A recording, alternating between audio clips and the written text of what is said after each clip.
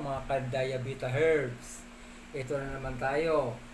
Meron naman dumating na supply para kung sino may gusto makuha kayo agad sa akin. Alam niyo ba mga kaibigan, ito po yung aking iniinom.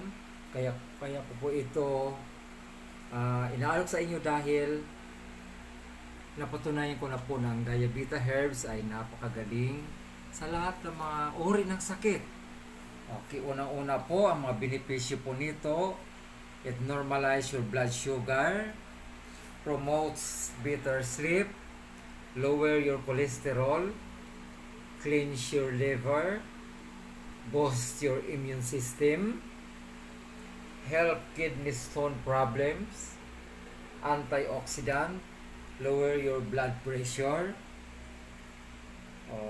with anti-cancer property. And it's natural. Okay, so parang paggamit mo nito, maaari lamang na pour the contents of 1 sachet in a cup of hot or warm water, stir well and enjoy.